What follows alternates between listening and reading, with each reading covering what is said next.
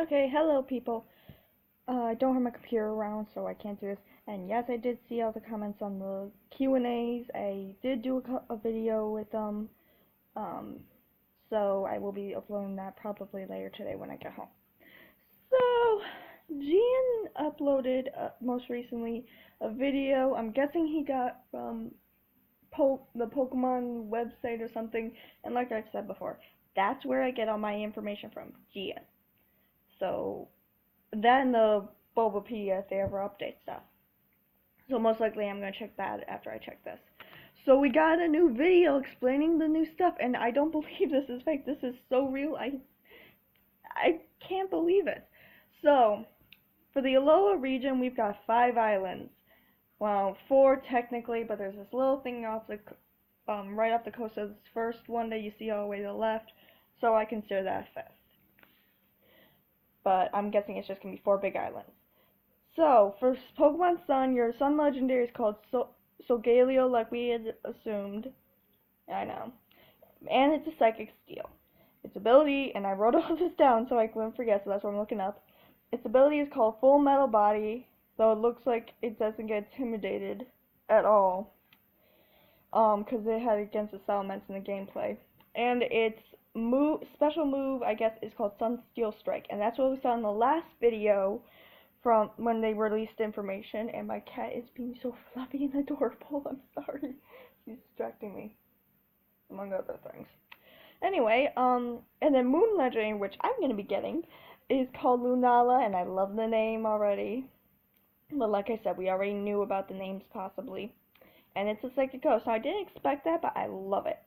That explains why it has such a skeletal body. And its ability is called Shadow Shield. Love it already. And then its special move is called Moongeist Beam, which I love. It looks awesome.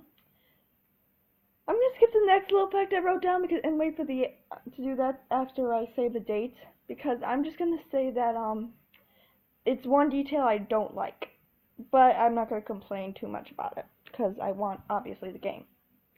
So I was wrong about the whole old guy being the professor. I really wish he was a professor, because it would have made more sense.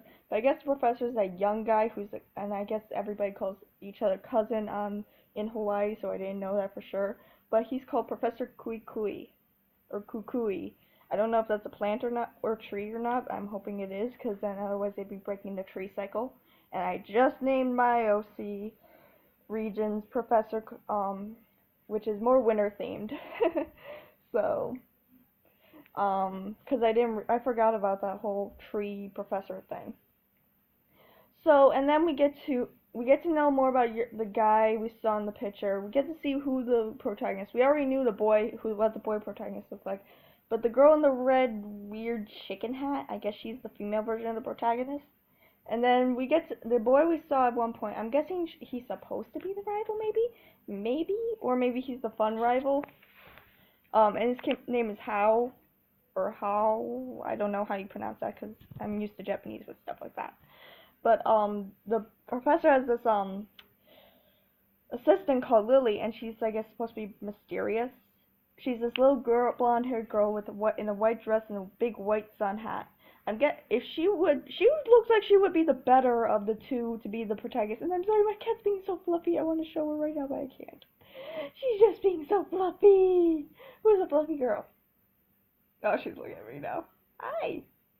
Anyway, and then obviously the date for this is November 18th. Now, at some point during the summer, I will be pre-ordering through Amazon the Moon game, maybe the Pokeguide or Pokedex, whichever comes first. I might just get the regular, not get the special, because I want to make sure I get that, but it just depends. So here's the last bit of information, which I am not caring for. I'm serious. I don't like this. This is the one thing I wish they wouldn't have done. So, as you guys know, I did recently a what dual types were not used, and I counted out a lot of the Rotom's other forms. I just kept the Ghost Electric as its type. I did not count the lawnmower, I did not count the oven, I did not count the freezer, I did not count the washing machine, and nor I did not count the fan. I think they heard me. Or they've been planning this.